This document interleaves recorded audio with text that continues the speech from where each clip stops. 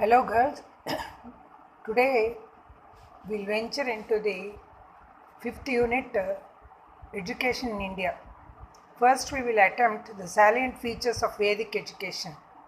The term Veda comes from the verbal root Ved, means to know. Ved is knowledge of the ways and means of achieving spiritual progress. Where spiritual progress where in our own life. The subject matter of Veda is Dharma and Brahman. Now, already because you are introduced to Advaita, Dvaita philosophies, you know what is Brahman. The entire concept of education during the ancient Vedic period was Vedanta or Upanishad period. It was to impart knowledge, to liberate an individual and realization of an individual, that is his own self-realization. Lot of importance was given to teachers and education of Vedic rituals was given in the Gurukulas. So let us see what is the aim of the Vedic education was. First one is achieve knowledge about the supreme, that is the ultimate reality of life, and all around development of the individual. Not all around, but it is all round development of the person or the subject concerned. Third one is development of character and personality, and then fourth one is to bring a spiritual enlightenment, or you can say enlightenment. Then to understand the real self and to liberate the self from the hostage of the bondages, that is we are hostages of bondages. Well, we can say we have to acquaint with we should be well acquainted with the culture, the traditions and values of one's own culture. Now let us see what is the Supreme Brahman means. Supreme Brahman means to acquire the knowledge about the God, that is the supreme reality if we are theistic in nature. For all atheists, because they don't believe in a Brahman or the supreme reality, you can say that it can be a scientific source or it can be somebody who is above us, who is having a controlling power on us, cosmos. To develop the real knowledge which is beyond the worldly pleasure and pain. The knowledge that leads to acquire the knowledge above all knowledge, that is the supreme knowledge. Second one is the character and personality.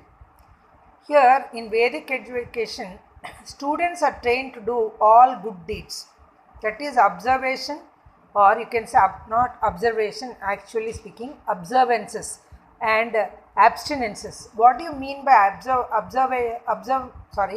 observances and abstinations? Observances means what you have to do and abstinations means what you should not do. So these are the most important things as suggested by the Upanishads. Students become selfless, which we are always pining to, self-reliant, that is you will rely on yourself, and self-confident, that is you are devoid of any ignorance. They develop social and individual qualities towards good character and integrated personality. Then what is spiritual enlightenment? What do you mean by spiritual enlightenment? Students are trained to develop spiritual dimension by making them develop the knowledge about the Supreme Brahman.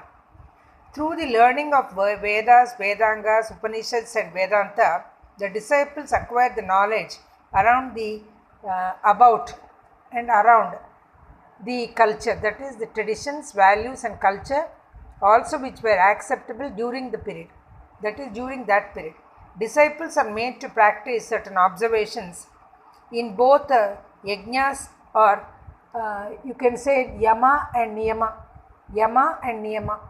observations in yama and niyama during their studentship.